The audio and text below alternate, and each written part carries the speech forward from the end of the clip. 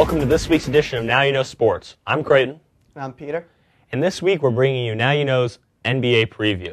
So to start it off, we're going to give you our top 4 seeds in each conference. So Peter, who's coming from the East? I think top seed has to be Miami Heat with, by now you already know the story, Chris Bosh, LeBron James, Dwayne Wade on the same team. Hold on, big question though. Did they win 70 games?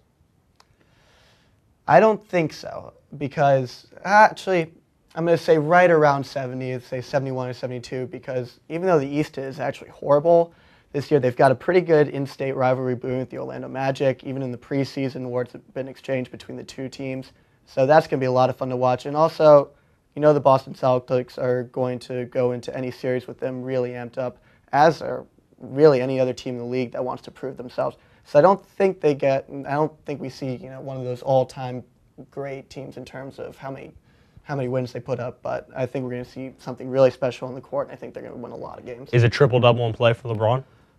Triple-double average? I don't think so, just because of the talent around him. All right, so Oscar Robertson keeps that safe. Absolutely. All right, out west in the Western Conference compared to your Eastern Conference, the top seed has to be the two-time defending champions, LA Lakers. I hate to say it, but when they add Steve Blake at point guard, he's a huge upgrade over Derek Fisher, who was a liability almost the entire game except the fourth quarter.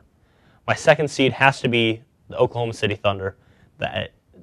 Kevin Durant, I don't know how else to describe him, but he's easily the second best, top 3 player in the league right now. Especially the way he developed his one-on-one game in the FIBA World Championships. And he, when he came into the league, he's just, he's a guy that they were just running off screens and, more just pop and shoot guy from the outside. Now, he can take over a game one-on-one, and I think he's easily going to be a just like people talk about the '08 Olympics as, LeBron, Bosh, and Wade's coming out party. I think they're going to talk about the summer 2010 in Istanbul as the moment Kevin Durant. It was all him, honestly. He was carrying that team on his back for extended periods of time, and there was a lot of talent on that team. Well, my third seed, the homer pick here, I'm picking the Phoenix Suns. I think it's going to be a throwback to the 04-05, the first 7 seconds or less season. I think the Suns are going to shoot the 3-ball a lot. Steve Nash is one of those just historically underrated guys, one of the only members of the 50-90-40 club, 50% from the field, 90 from the line, 40 from behind the arch. I think that they're going to be much better than people think. And my fourth seed, so tossing this over to KP, one of our members, Portland Trail Blazers. Okay. I think they're going to surprise some people, even though Prisbilla is out. That's true, but I think they've got a good enough nucleus from last year, a team that's already surprised a lot of people, and also that crowd is absolutely rabid. No one ever wants to go and play in Portland. My only question is if Greg Oden can stay healthy, because he was the number 1 pick over who we just talked about, Kevin Durant. It's going to be interesting to see if he can stay healthy. All right. So do you have any, who do you think is going to surprise people out in the West this year? Well, last year it was Memphis. I came out of essentially nowhere to be a respectable team. This year I'm saying it's Sacramento. They have a strong nucleus with Tyreek Evans. I think DeMarcus Cousins is going to be Rookie of the Year.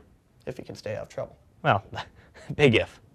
How about you? Who's your surprise lottery to potentially playoffs? Now this has absolutely nothing to do with how good the team is, but I'm going to go with the Knicks just because after the top 4 of Miami, Boston, Orlando, and Chicago, there's nothing in the East. So I think the Knicks, with Amari Stoudemire, not a great free agency class, but a good enough one, and Mike D'Antoni running offense with Amari now, I think they get, all they have to do is stay right above 500 and they can sneak in. Well, they could win 40 games and be a couple games below 500 and still be the 6th seed out east. It's that bad. Well, I think Raven Felton's, he's going to put up decent numbers. Not great, but good enough with Amari running the pick and roll. I think so. We gave up too much for him, but the Knicks definitely gave up too much for him. They could have used that to possibly, try to acquire another player, but I think they have enough in that really weak conference to sneak in with the 7 or 8 seed. Well, and Danilo, pretty good from 3 range. All the New Yorkers love her. He's absolutely developing. Well, anything else? I'm all good. Well, that's it for this week's Now You Know Sports. And as we like to say, let's go. BC.